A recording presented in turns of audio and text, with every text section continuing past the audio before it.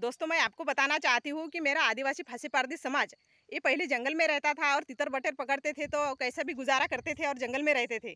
लेकिन सरकार का मानना था, दुनिया का मानना था कि ये जंगल में रहते हैं लेकिन चोरी करते हैं, डाका पाड़ते हैं। लेकिन हमारा समाज चोरी डाका पाड़ते नहीं है। और मैं तुमको बताना चाहती हूँ, सरकार ने हमको ये भी कहा था कि तुम्हारे लिए बहुत सी योजनाएं हैं, तुम्हारे लिए इतनी योजनाएं हैं, तुम्हें रहने के लिए घरकुल मिलेगा, तुम्हें पानी की योजनाएं मिलेगी, तुम्हें रास्ते की योजनाएं मिलेगी, तुम्हें खेती भी मिलेगी, तुम्हें बहुत सी योजनाएं मिलेंगी, तुम गांव में चले आओ। चलो भाई, हमारा समाज जंगल में से गांव में चला आया है तो फिर कहाँ किसको घर दिए जा रहे हैं, किसको खेती दिए जा रही है? क्या चुपचाप बैठे हो, हाथ पर हाथ दे के अपना पेट भर रहे हो? और हमारा समाज आज भी अभी भी कटोरा लेके भीख मांग रहा है। और भीख तो मांगते हैं लेकिन वही भी कई की कई इल्ज़ाम लगाते हैं। कहते हैं, कोई कहता है हमारे खिसे में हाथ डाला, कोई बोलता है हमारी पोत तोड़ डाली, कोई बोलता है कि हमारा दुकान फोड़ डाला, कोई बोलता है ऐसे गलत गलत इल्ज़ाम लगा के हमारे लोगों को परेशान किया जा रहा है।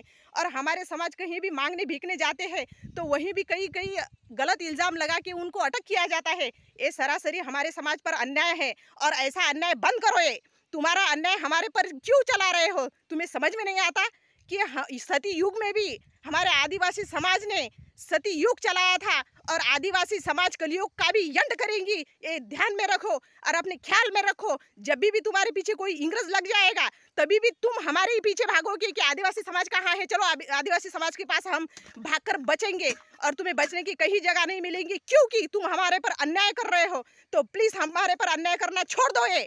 और हमारे समाज को जो भी योजनाएं हैं वो सारी की सारी योजनाएं मिलने को होना।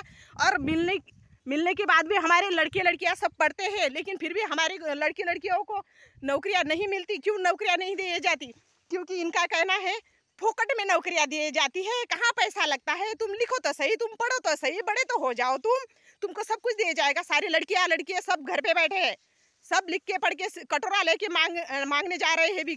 ना वहाँ हमको चैन से रहने देते हैं, ना जंगल में चैन से रहने देते हैं, ना गांव में चैन से रहने देते हैं। किसको घर का रास्ता नहीं है तो किसके घर दरवाजे पे पानी नहीं है, नल नहीं है, तो किसको घर रहने के लिए नहीं है। तो किसी को अभी तक खेती नहीं मिली है, किसी को नहीं, सारे समाज को खेती नहीं मिली है।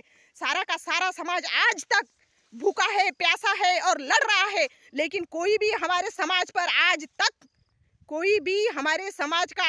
तक नहीं उठा है।